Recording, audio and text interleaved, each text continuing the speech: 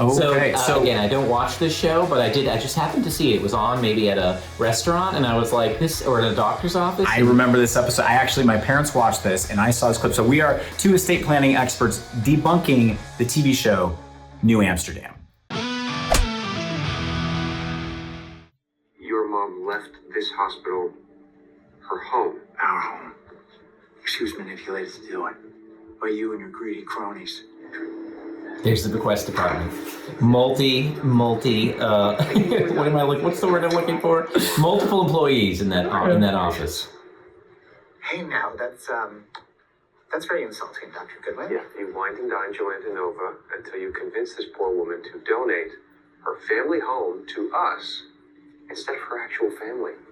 Every hospital has a department like this. Ours just happens to be an industry leader. Me and my team, we fill holes in people's lives that their own families are neglecting. Now I ask you, is that preying on them, or is that providing a necessary service?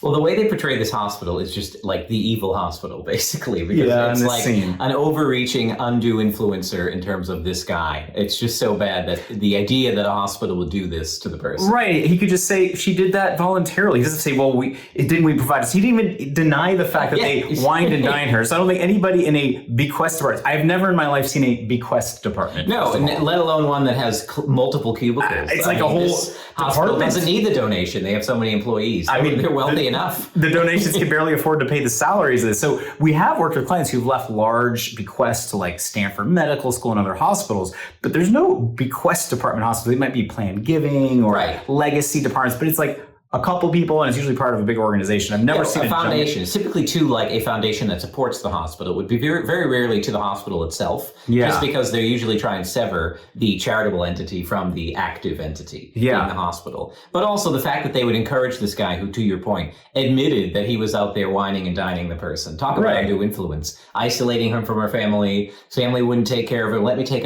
you out to dinner. Let me make you feel good. And the woman, I mean, we don't know the facts about the patient, but she was probably in a precarious situation in the hospital, and therefore would not have been in the position to then say, I want to leave my money to the hospital. And there's actually a presumption in the law that if you leave money to a professional caregiver, that there was a presumption that it was undue influence. It can be rebutted. Hospitals don't really stand in that position, but if there was members of the hospital team doing it, but also, we don't know all the facts. I think the episode kind of goes into this in more detail. So maybe it wasn't undue influence, maybe it was, but it's weird that the hospital bequest officer wouldn't immediately push back and say, we didn't cause her to do that. She chose to do that, rather than kind of admitting that they wanted a party admission. That's like prima facie evidence. It's crazy that they were in the wrong. Yeah. But also the fact that the aggrieved heir went back to the doctor. The first thing you should do is get an attorney, not go to the doctor to complain. The doctor doesn't have anything to do with it. He's just trying to do his job. But he then goes and investigates it. So he must not be very busy. Yeah, exactly. What kind of doctor has time to talk to the person, walk into the gigantic bequest department, and then flag it for them? No, doctors would not do that. First of all, I don't think most doctors are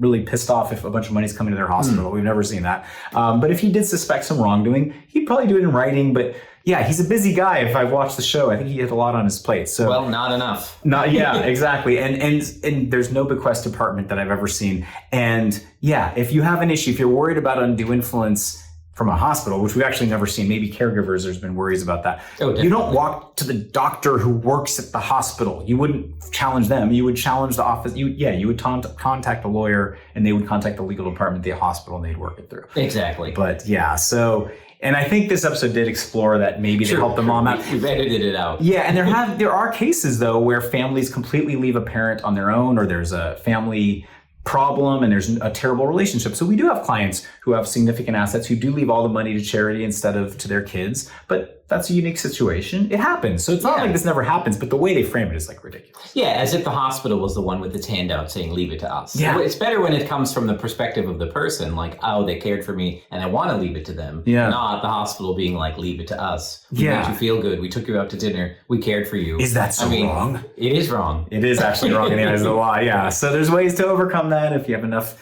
of other evidence to the contrary. But debunked. Do you have any other ideas for we can debunk? Yeah, that would be so convenient. Like, put a comment in there if you think something is wrong when you're watching TV. Then I don't have to find it myself. Yes, let us know. Anything you saw, anytime you see estate planning in the news, or sorry, not the news, in TV or film, and you're like, is that right?